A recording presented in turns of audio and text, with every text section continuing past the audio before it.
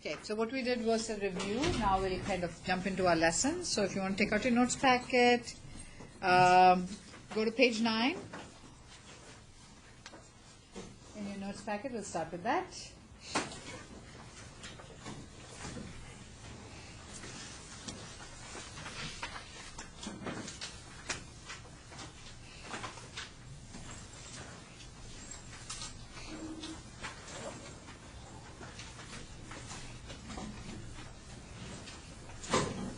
Okay, here we got the page.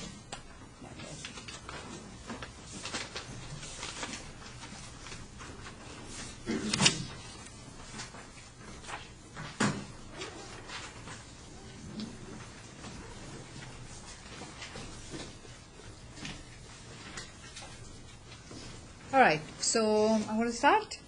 So if you look at this title, it says composition of trig functions.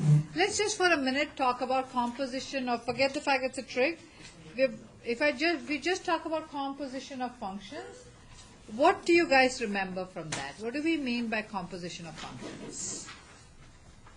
You can tell it to me in English and how you write it, or what do you guys remember when you say composition of functions? So the fact that we're saying we're talking about composition of functions, we're talking about two functions. And when we say composition of those two functions, what are we talking about? Okay, I'm going to write something. I want to see. Yeah, go ahead. Function inside a function. He's absolutely correct.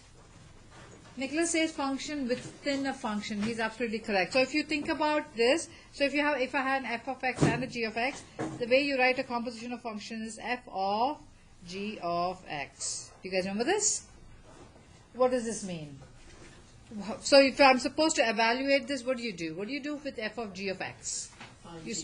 Exactly, evaluate g of x, and the result of g of x, whatever you get, is applied, and then you apply the function f, taking this, the output of this as the input for function f. And this is actually a very useful concept in a lot of different ways. So if you look at in like scientific situation, a lot of times you have to finish an experiment.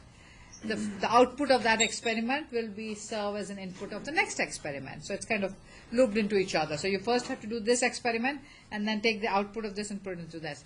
Another common example I give my students is, which I think I talked about when we talked about composition of functions in semester 1, is when you go to buy something that's discounted, first there is a function that will calculate the discounted price.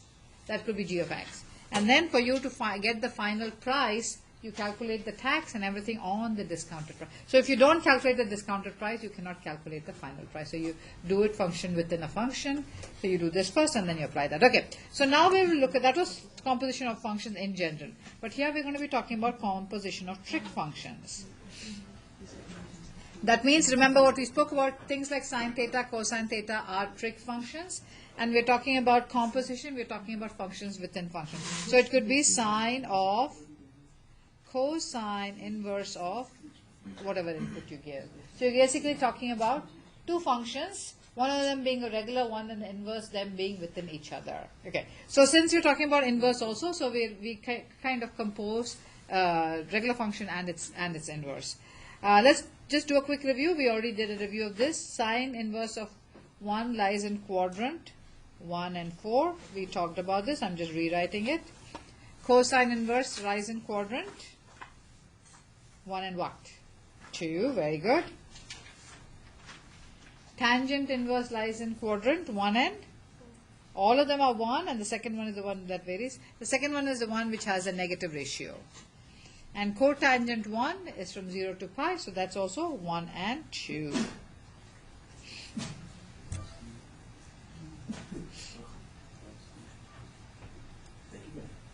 Okay. So now let's look at, we had talked about this again when we talked about composition of function. Whenever you have a function within with an inverse function, like in this scenario, do you guys remember this? F of f inverse of x. If both of them are true functions, when we say true function, that means they pass the vertical line test. F is a function, f of inverse is a function. What is the result of this? Do you guys remember? This is the way to test if a function and inverse are true functions. Yes, you guys remember? F of f inverse of x equals to x. If provided both of them are truly functions. So let's look at this. If we are applying this to sine, f of f inverse is going to be sine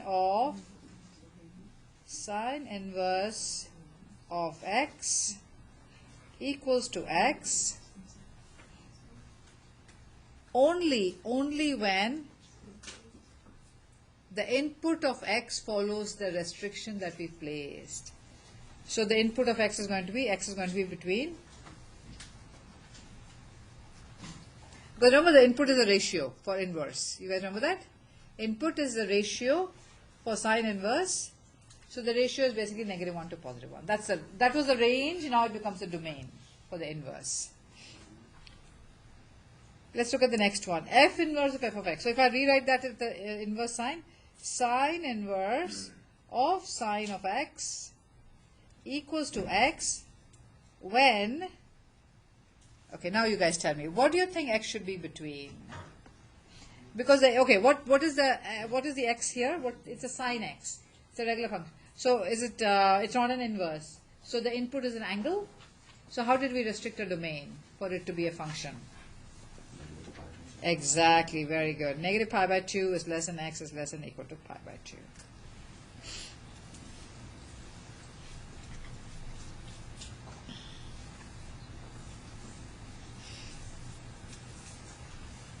So kind of just make sure your brain is thinking about the input and the output. If you see an inverse, the input is the ratio and the output is an angle, and vice versa for the other one. And if I look at cosine, cosine is the same. I'm not going to repeat it. It kind of starts getting repetitive. I'm just going to talk about this because here we're talking about cosine inverse of cosine of x. Cosine inverse of cosine of x will be x because f of f inverse of x equals to x. But here the restriction is different. Remember, for cosine x, I restricted my domain from 0 to pi. You guys remember? So which basically means 0 is less than equal to x is less than equal to pi.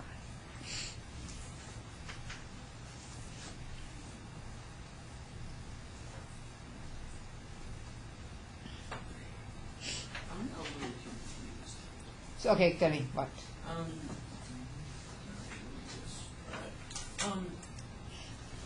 Where are we getting the ones from in the first? Okay, good question, great question. So if you look at sine inverse,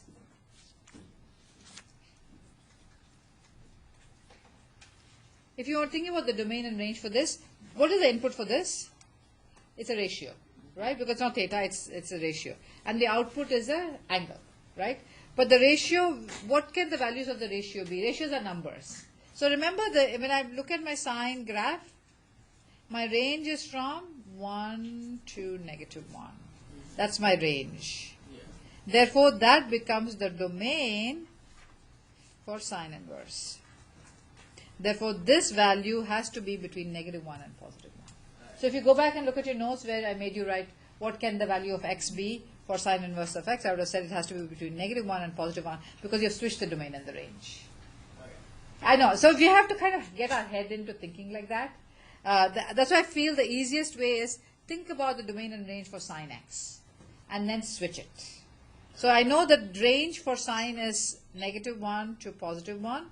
Therefore, that becomes the domain of sine inverse of x. Okay, so we're.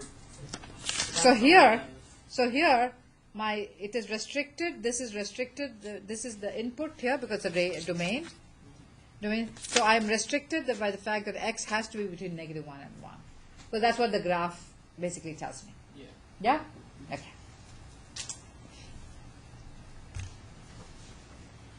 All right, so let's go ahead. So these are basically some of the things some of the background stuff, but let's actually go ahead and look at how we'll do these problems. So you do need the sheet that you just filled up. Right now, that will be very helpful to do these. We're going to do some of these. Will be very helpful.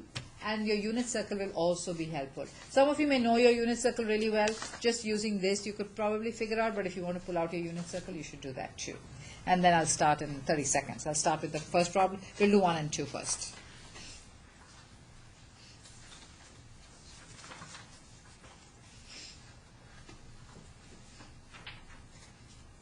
Okay, so this one says, So this one says arc sine of sine pi by 3. Does everybody notice that this is a composition? Because there is one function outside, there's a function inside. I'm going to rewrite this in a way that's a little easier for me to read. I'm never super comfortable with arc sine, so I'm going to rewrite this as sine inverse. Remember, arc sine is sine inverse. You guys remember? So sine inverse of sine of pi by 3. What do you think the result of this should be? Okay, so the ratio for the inside. So you're starting with the inside. But what do you think the result of the whole thing should be? Sine inverse of sine of x should be equal to 0. x, right? It should be x. So my result should be pi by 3. Yes, is everybody with me? Can we all check if it is pi by 3? Let's start by doing the work. First thing is, can you all tell me what is sine of pi by 3? So this is where you'll need your unit circle. But if you have your inverse, it'll help. It'll help because from there also you can figure out. So we are going to keep it outside. Sine of pi by 3, sine of 60 degrees, which is perfect. Square root of 3 over 2 equals. Then you're going to look at your inverse sine circle and see when is the ratio square root of 3 over 2. Because it's positive, I just need to look at my first quadrant. Where is it square root of 3 over 2? It is at pi by 3 again. Everybody got that? Yes? So it is equal to, which is exactly what I said when I started doing this problem. I said sine inverse of sine pi by 3 should give you pi by 3. So what's the point of even doing all the work? Okay, I'm going to show it to you. Shall we do 2? Do you think cosine inverse of cosine of 4 pi by 3 is going to be 4 pi by 3? Maybe? Just by looking at problem. Can we all try it? Let's all try. Your first step should be to find out what is cosine of 4 pi by 3. Where does 4 pi by 3 fall? Which quadrant? If you think about it, it's 1 pi by 3, 2 pi by 3, 4, it's quadrant 3. So that's why you need your unit circle if you don't have it. So if you look at your unit circle, look at your third quadrant and tell me what is cosine of 4 pi by 3. Cosine of pi by 3 is half. So it will be negative half because in quadrant 3 cosine is negative. Everybody good? So this is nothing but from your unit circle.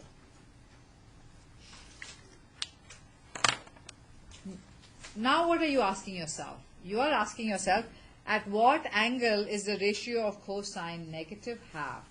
Okay, let's look at cosine inverse. Cosine inverse is here. Everybody good? If it is negative half, I should be looking at quadrant 2. Because everything in quadrant 1 is positive.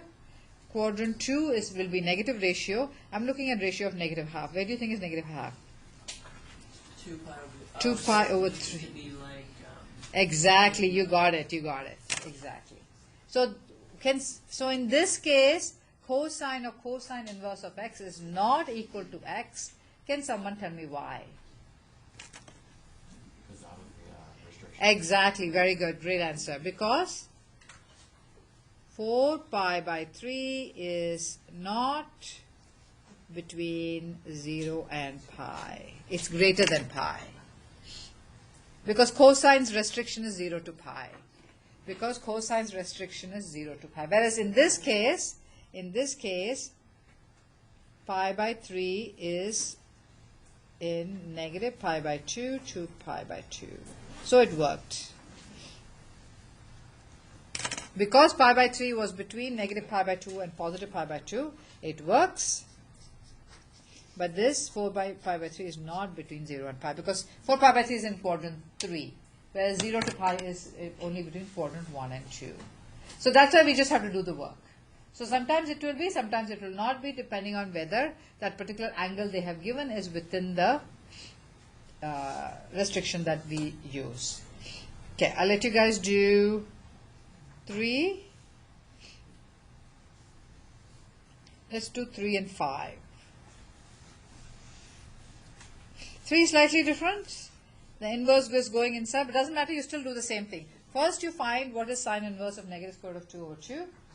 That means you look at your inverse circle and you are saying, at what angle is sine negative square root of 2 over 2? So go ahead and answer it.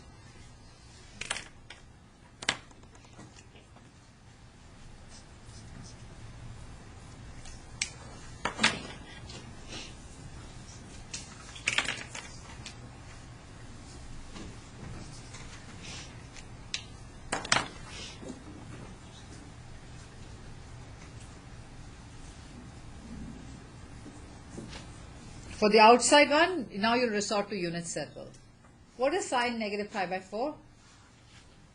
It's in the quadrant 4. It's the same as 7 pi by 4. Does everybody know how to read sine of negative 4 pi by 4 on your unit circle? Where does negative 4 pi by 4 fall? It's in quadrant 4, exactly. So negative pi by 4 falls right here. Which is the same as what on the unit circle? Negative pi by 4 is the same as? Perfect, good answer. 7 pi by 4. Remember, you can always do a positive angle. So your unit circle, we are always writing in positive angles. So if you need to find what is sine of negative pi by 4, you'll be looking at sine of 7 pi by 4, which is what?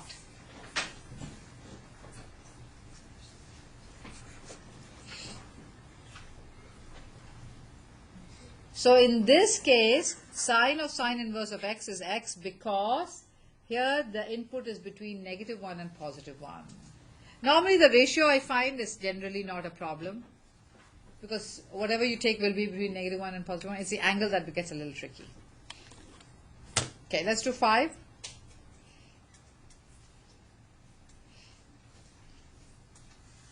And we'll do 6. Let's go ahead and do 5 and 6, both of them.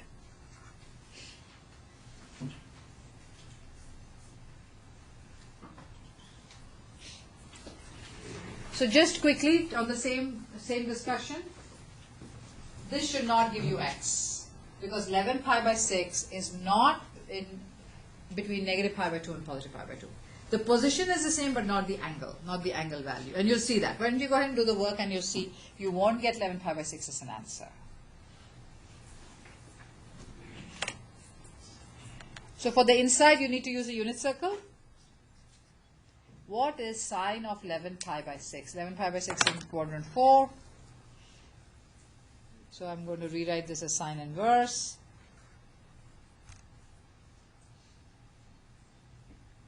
(11 pi by 6 is the same as pi by 6 except it's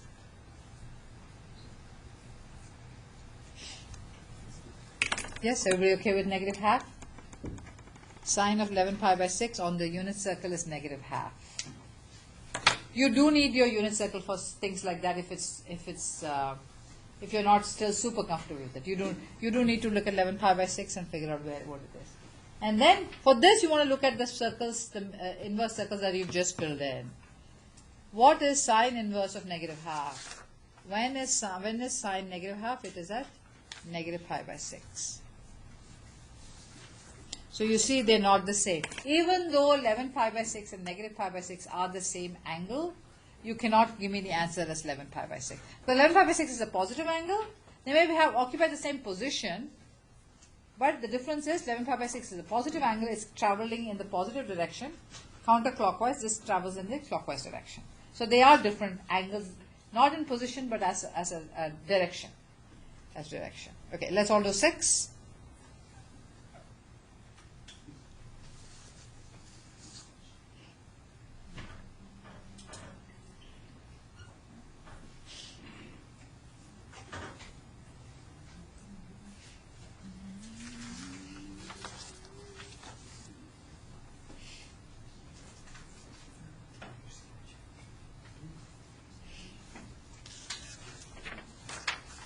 So I'm going to give you only the final answer. My final answer is 3 pi by 4.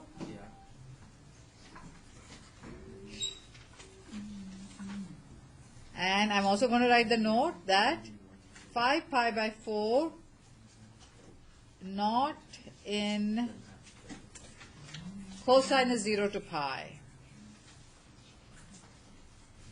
Therefore, they are not the same. Therefore, they are not the same. Does that make sense?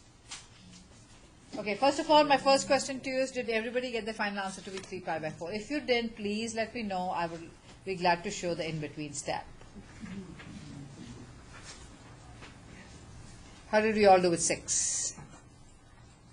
We all got 3 pi by 4? Awesome. And the reason is, it's not 5 pi by 4 because 5 pi by 4 does not fall between 0 and pi. Therefore, cosine of cosine inverse of x or cosine inverse of cosine of x is not equal to x. Because it's not following the restriction. Okay, I'm going to keep going. So let's go ahead and turn to the next page and let's do. So now, what do you notice here? Let's just look at the first one. What do you notice here? The cosine is Yeah, we're combining different trig functions. Perfectly correct. Not everything is about f inverse of x. Sometimes we can do f of g of x. F and x can be two different trig functions. And that's what we're looking at, number 1. So let's do 1, 3, 1. Let's do 1 and 3 for now. And let's see how comfortable you are, and then we can decide. Let's do 1 for now. So you'll do the same thing. You'll do the inner function. Please use your inverse circle, that chart. And for the outside one, you'll need your unit circle.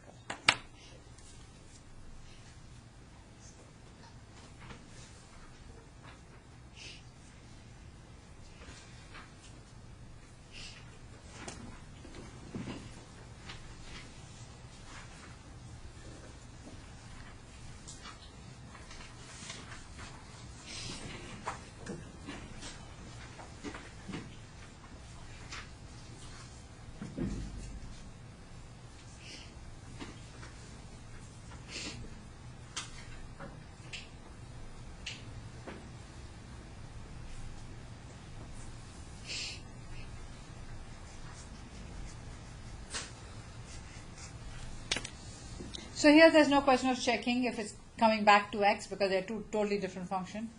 You're not checking, but this should be your answer. Go ahead and take a look and see if you got this.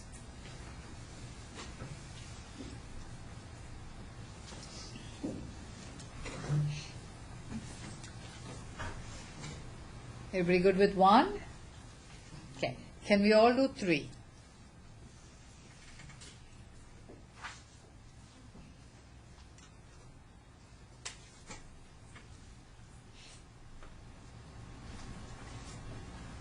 What is cosine of pi? You need to be looking at your unit circle.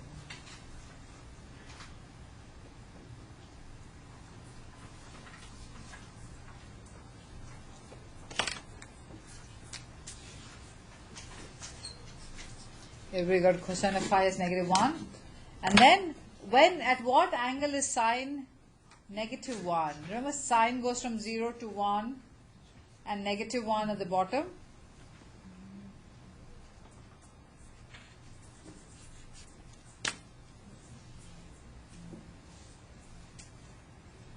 All right, how are we doing with 3? So you don't need to go between unit circle and the inverse circle. So you don't need both the sheets, both of them.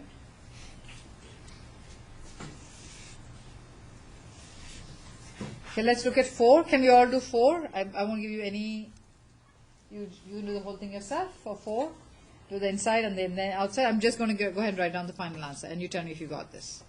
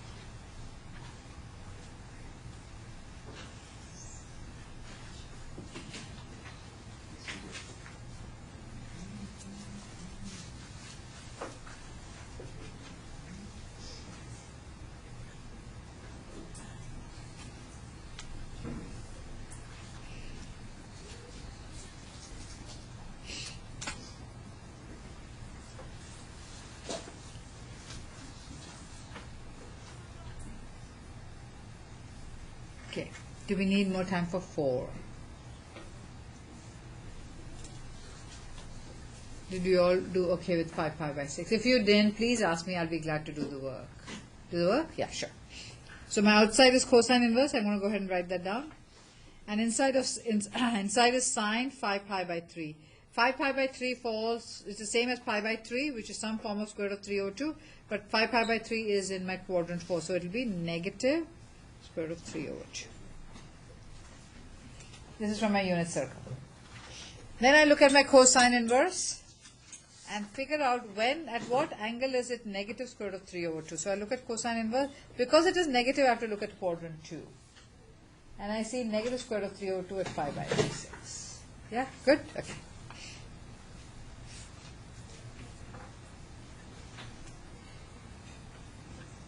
So hopefully everybody got this. Sine 5 pi by 3.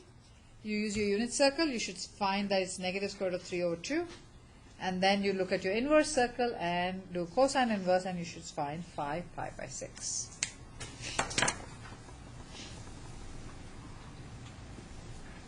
Okay, we'll do the inverse for tangent and cotangent. So same concept. So f of f inverse of x, if it is tangent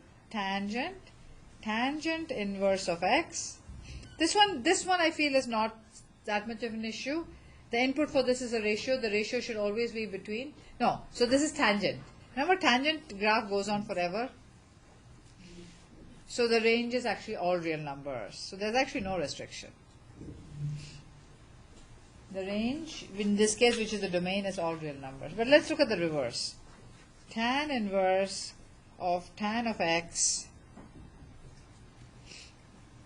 And in this case, x has to be between negative pi by 2. And in this case, it won't be less than equal to, it will be less than x less than pi by 2.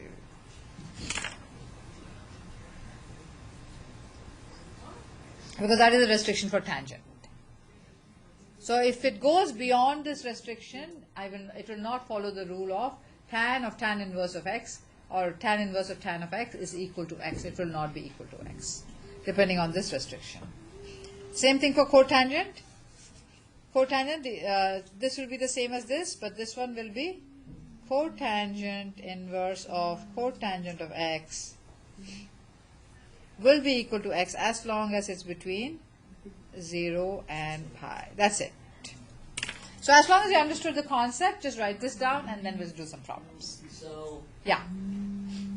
for the first one, where the inside is tan, is inverse tan, it will just be x.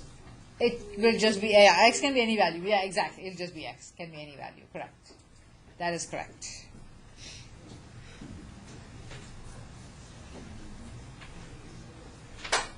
Okay. So let's do some of these problems. So this one is tan inverse of tangent of 5 pi by 3. Do you think my answer will be 5 pi by 3? What do you guys think? Does 5 pi by 3 fall between negative pi by 2 and positive pi by 2? It does not. Right? So these are things you want to be starting to think about. This is thing. So what is tan 5 pi by 3? Please look at your unit circle and you can figure out. What is tan of 5 pi by 3? It's the same as tan of pi by 3. Tan of pi by 3 is square root of 3, but is it going to be positive or negative? Negative. Very good. Excellent. Because it's in fourth quadrant. 5 pi by 3 is fourth quadrant.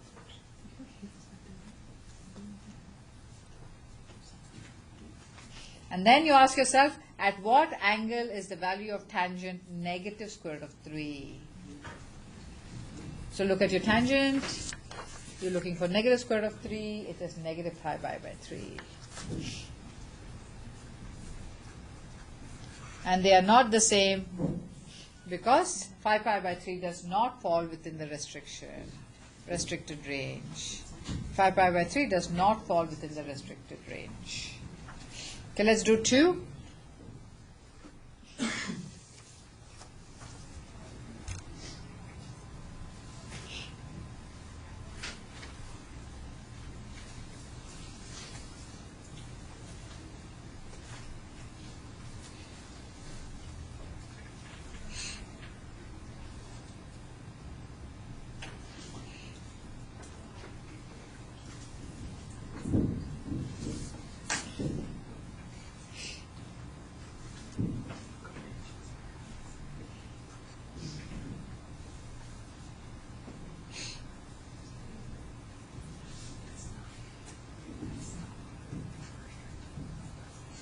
Okay, go ahead and take a look, see if you got pi by, yes. Cotangent of 7 pi by 6? Okay, great question. Why did I put positive? No, that is a great question. So 7 pi by 6 has the same value as pi by 6. Pi by 6 is square root of 3. Cotangent of pi by 6 is square root of 3. But 7 pi by 6 is in which quadrant? 1 pi by 6, 5 pi by 6, 7 pi by 6. In quadrant 3, all students take. Tangent is positive. That means cotangent is also positive. But that's a great question. Something for us to think about.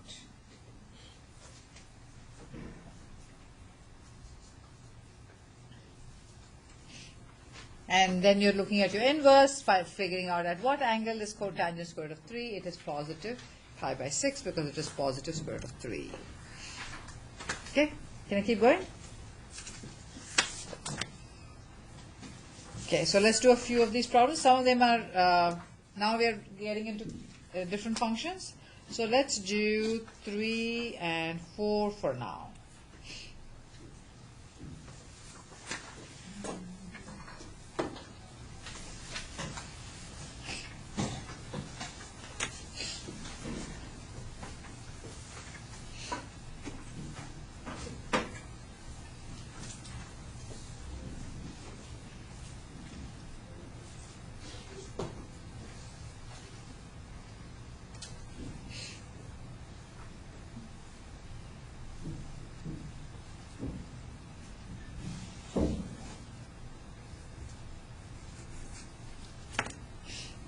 Okay, take a look at 3. If you got 1, you did well. Please go ahead and do 4.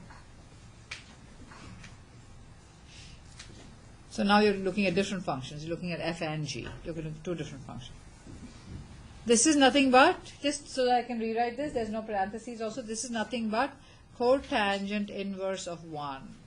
It's asking you when is the value of cotangent 1?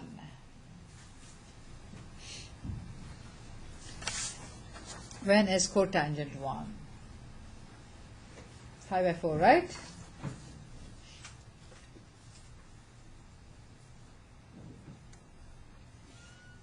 And then what is cosine of pi by 4? Okay, please take a look and see if you got 6 also. Please make sure you got 5 and 6.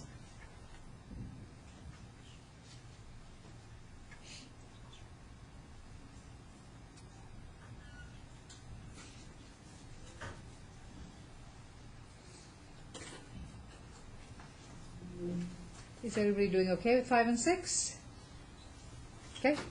So I do want to go to, not 5 and 6, I meant 3 and 4, sorry. I do want to assign 5 and 6. So hopefully everybody is doing okay with 3 and 4.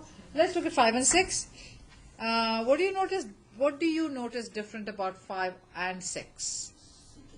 Perfect. For the first time we are seeing secant and cosecant. But that should not be a problem because all you have to do is find the sine value. They ask you for cosecant, take the reciprocal of that. If they ask you for secant, find the cosine value and take the reciprocal. But we will practice that. So let's start with number 5. So just like everything else, it's composition of function. So you will do the inside. So you will answer the question, at what angle is the value of sine? Negative square root of 3 over 2. So please look at your sine inverse. You will look at quadrant 4, not quadrant 1, to find negative square root of 3 over 2. And what do you find?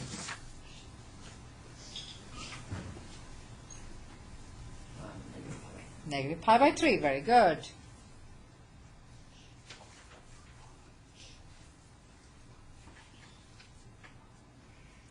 Okay, let's hit pause for a minute.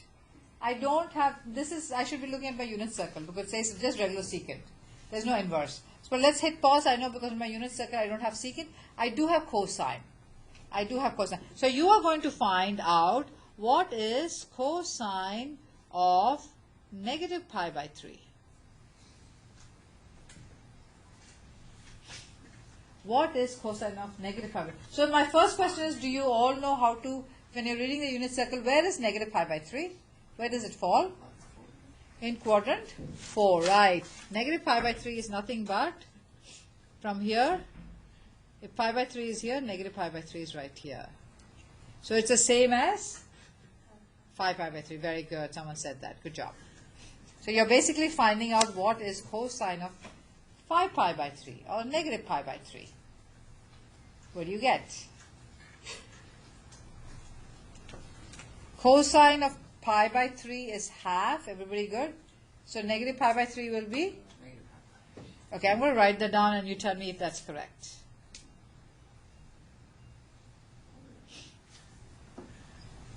Okay, in the fourth quadrant, cosine is positive. So this is actually positive. So just think a little bit about the signs, because we all make those mistakes. I make those mistakes And too. you need to make it reciprocal. And then you take it. So my answer will be 2. 2, exactly.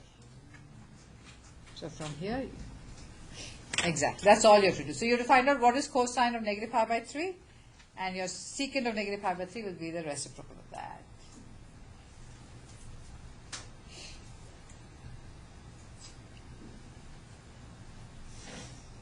Okay, can we all do 6?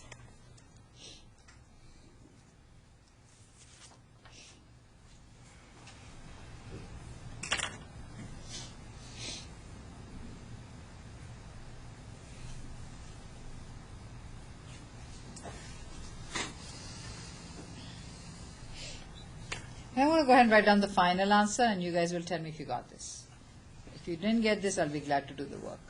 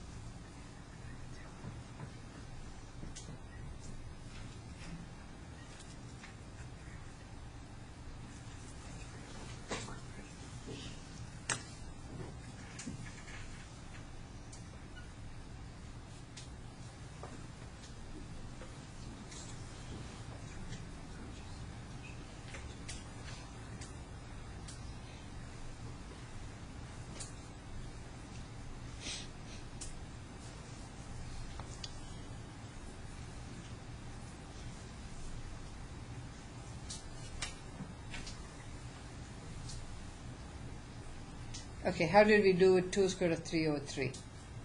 So hopefully we found out cosecant of 2 pi by 3. You want to find out what is sine of 2 pi by 3, which is square root of 3 over 2. And flip it, becomes 2 over square root of 3. Rationalize the denominator, and you should get that. Everybody good? Okay. Let's do one more of the same kind, just so that we can get one more practice. Let's do 11. That also has a secant.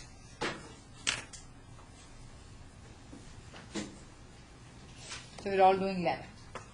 So first you'll do this.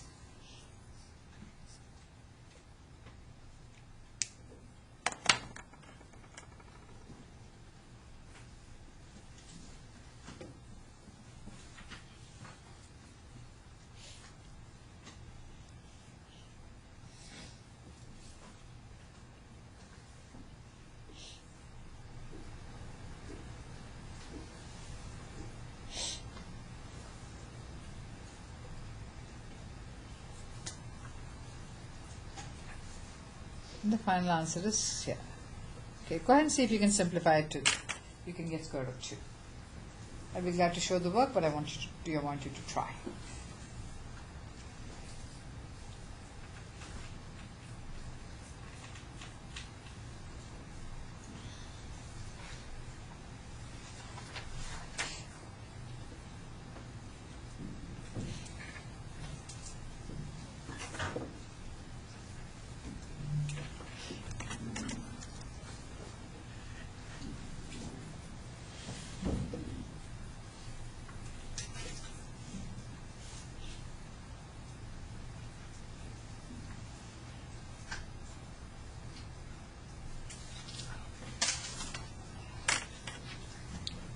Okay, I've shown you some of the in-between steps. Go ahead and see if you can fill in the, how do you go from 2 over square root of 2 over square root of 2? See if you can do that. Multiply the top and bottom with square root of 2 and tell me what you do.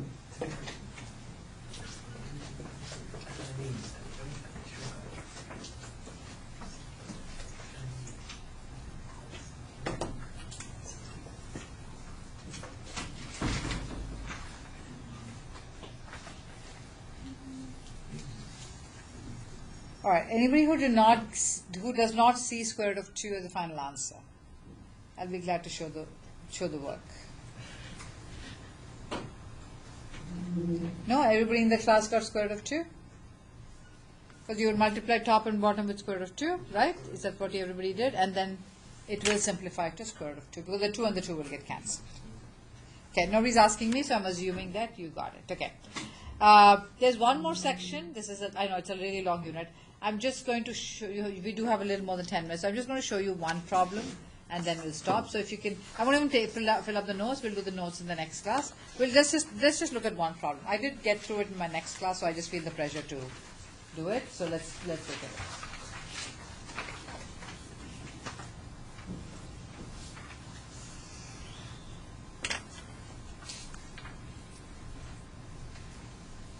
So if you turn to the next page, and again it's composition of function, tan of cosine inverse of 1/3. What's different here?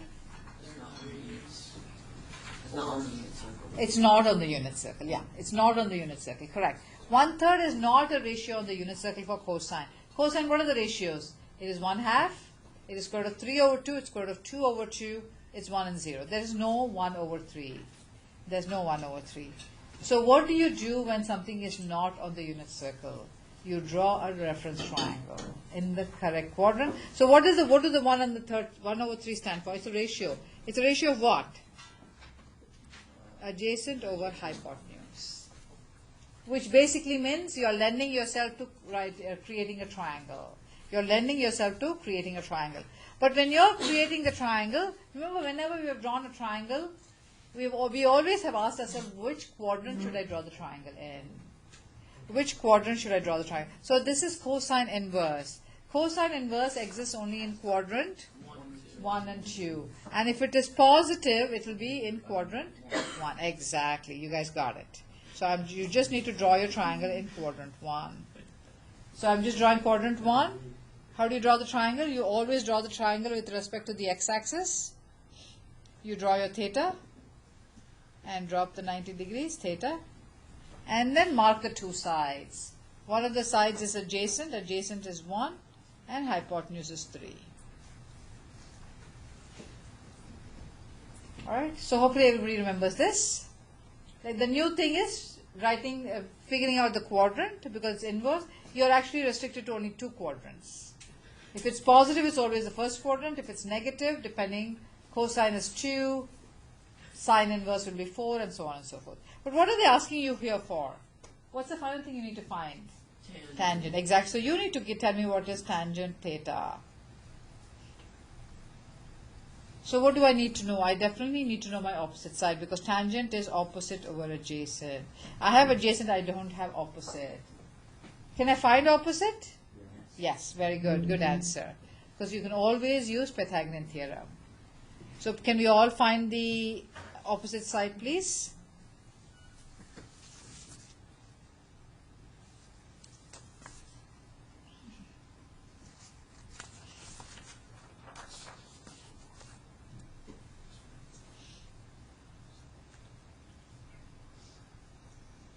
And if it's a radical, please make sure you simplify the radical.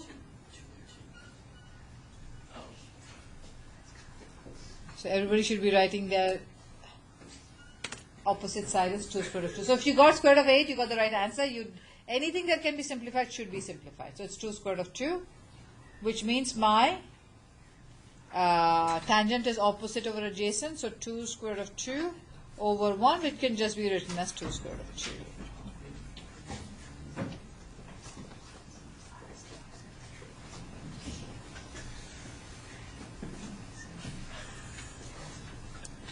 So this part I feel is a lot easier than trying to do that. I feel this section is a lot easier because you're really not looking at your inverse circles and your unit circle and trying to do that. The minute you find that the ratio that they're provided, this ratio is also not on the unit circle. This ratio is also not on the unit circle. This ratio is also not on. So the minute they provide you with a ratio that's not on the unit circle, you will resort to creating a triangle in the correct quadrant. Mark the 2 sides, find the third side by doing Pythagorean, and write your answer. Alright, we're good? Okay? So we will stop the lesson for today.